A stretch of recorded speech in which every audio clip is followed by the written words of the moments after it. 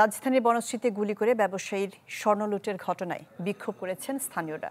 রাস্তা অবরোধ করে ৪৮ ঘণ্টার মধ্যে সন্ত্রাসীদের গ্রেপ্তারের দাবি জানিয়েছেন তারা। গুলিবিদ্ধ ব্যবসায়ীর পরিবার বাড়ির মালিক দারোয়ানের বিরুদ্ধে অসহযোগিতার অভিযোগ করেছেন। পুলিশ বলছে এ ঘটনায় ৭ জনকে শনাক্ত করা হয়েছে, ধরতে চলছে অভিযান। বিস্তারিত সুলতান মাহমুদ আরিফের রিপোর্টে।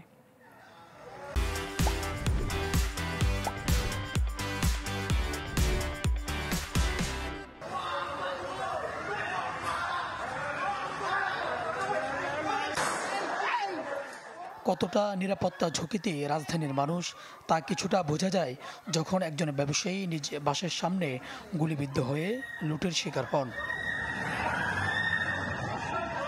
বনশ্রী ডি ব্লকের ৭ নম্বর রোডে ব্যবসায়ী আনোয়ারের কাছ থেকে যখন স্বর্ণালংকার লুট করা হচ্ছিল, প্রাণ ভয়ে চিৎকার করছিলেন। সব দেখেও তার পরিবার বাঁচাতে আসতে পারেনি, কেননা গেটের চাবি দেয়নি বাড়ির মালিক।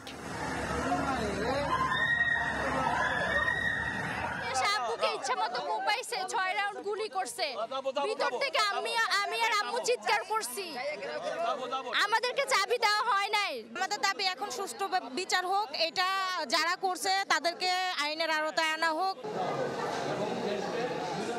ঘটনার পর থেকে বাড়ির মালিক পলাতক, আর দারোয়ান গেট বন্ধের বিষয়ে জানতে চাইলে সদুত্তর দিতে পারেনি।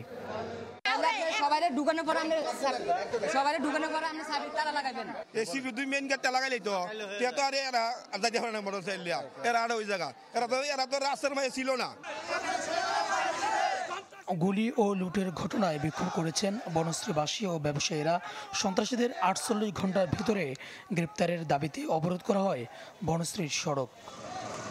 আমরা ৪৮ ঘন্টার ভিতরে অলংকার জুয়েলার্সের মালিক আনোয়ার হোসেন ভাইয়ের উপর যে সন্ত্রাসী হামলা হয়েছে এবং ওনার মালামাল নিয়ে গেছে, এই মালামাল উদ্ধার চাই, মালামাল সহ সন্ত্রাসীদের গ্রেপ্তার চাই।